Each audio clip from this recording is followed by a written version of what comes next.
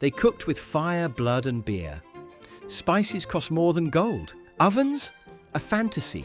And yet, they made dishes so strange they'd terrify your taste buds today.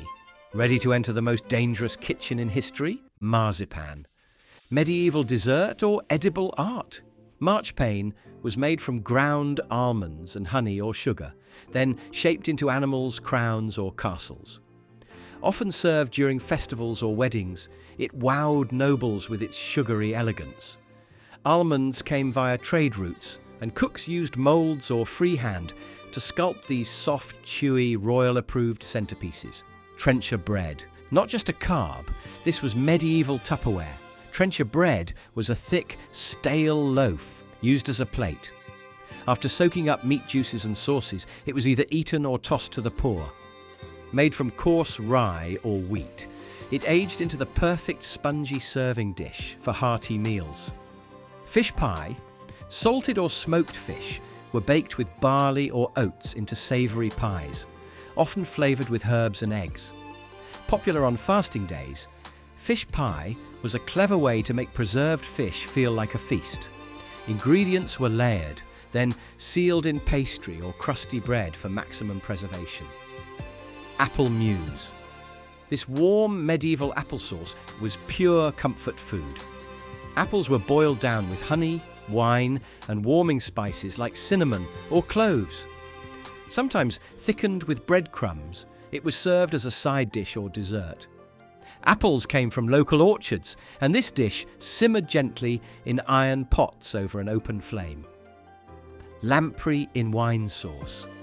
Considered a delicacy, lamprey was a jawless eel-like fish, enjoyed mostly by the elite. The fish was poached in spiced wine, thickened with blood or breadcrumbs. Nobles prized it for its rich, oily flesh.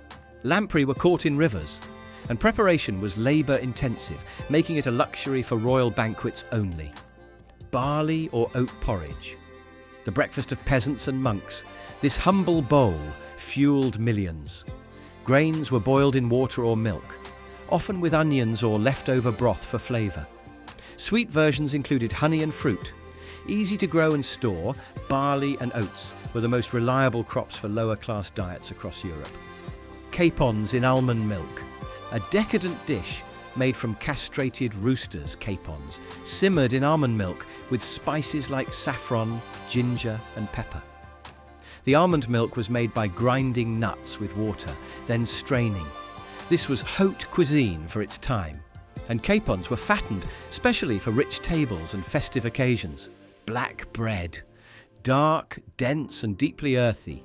Black bread was made with rye or barley flour and sometimes added bran. Coarser than white bread, it was a staple among peasants. The dough rose low and slow, and baking was done in shared village ovens or hearths. It was filling, cheap, and resilient against spoilage. Spiced wine jelly, a sweet treat that jiggled with status.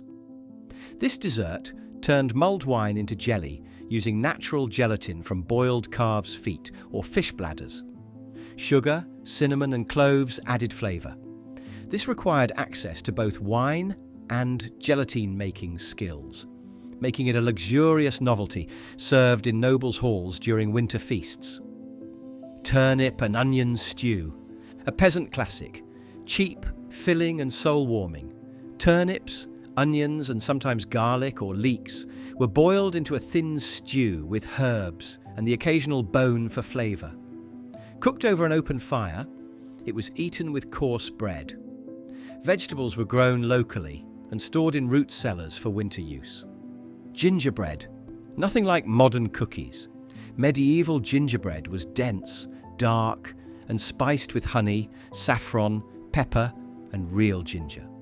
Sometimes pressed into wooden moulds with floral or religious patterns. No flour required. Crumbled bread was used instead. Served at fairs or given as gifts, it was both tasty and symbolic of prosperity. Roast swan or peacock. Fit for a king, literally. These majestic birds were roasted whole, then redressed in their feathers for dramatic table presentation. Meat was tough, so it was marinated or spiced. Hunting licenses and ownership of such birds were restricted, which made serving one the ultimate medieval status symbol. Pottage, the backbone of medieval dining. Pottage was a thick stew made from grains like barley or wheat, cooked with seasonal vegetables and leftover meat. Every household had its own version simmering constantly.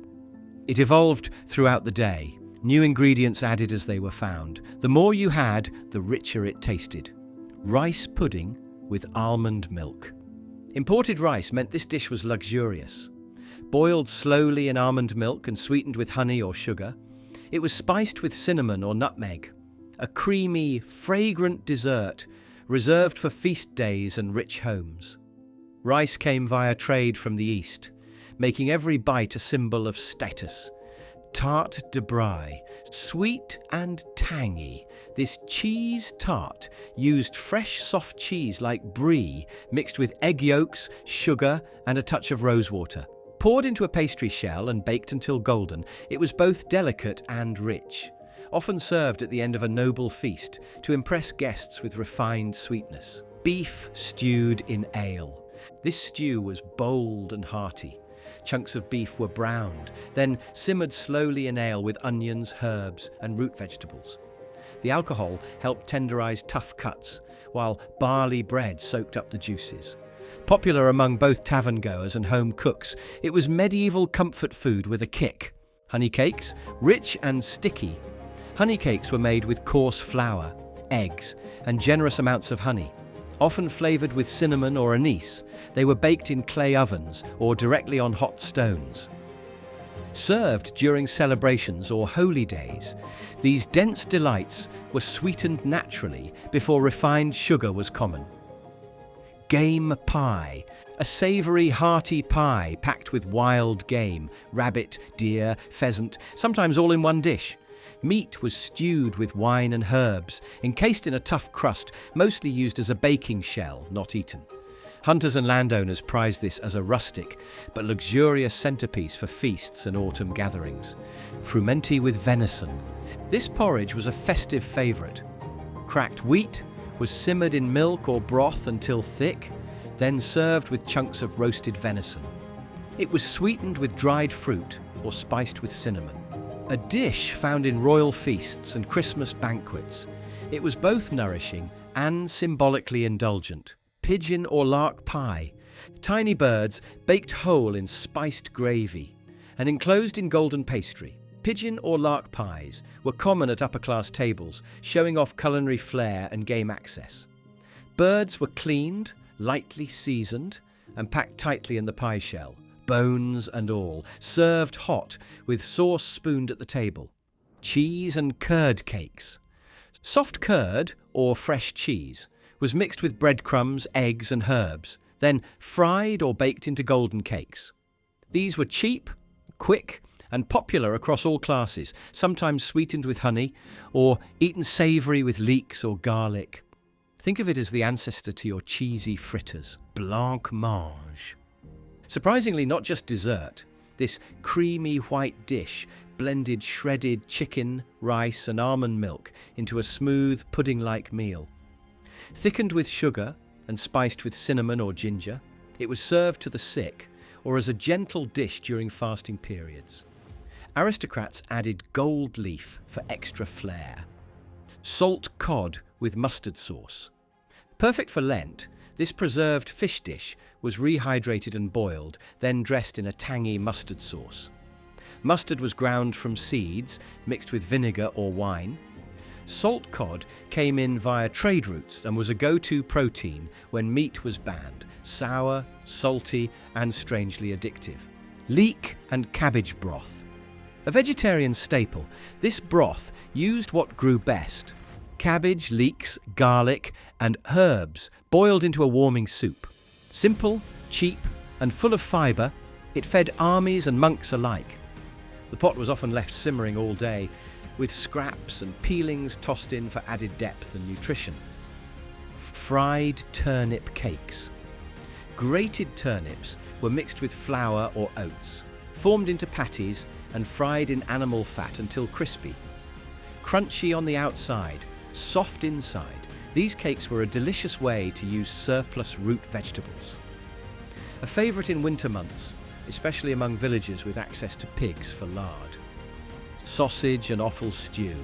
A thrifty stew made with all the undesirable parts, liver, kidney, heart, combined with homemade sausage and boiled into a thick peppery brew.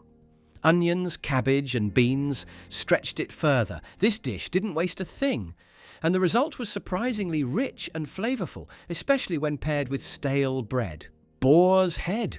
This was the showstopper of any feast.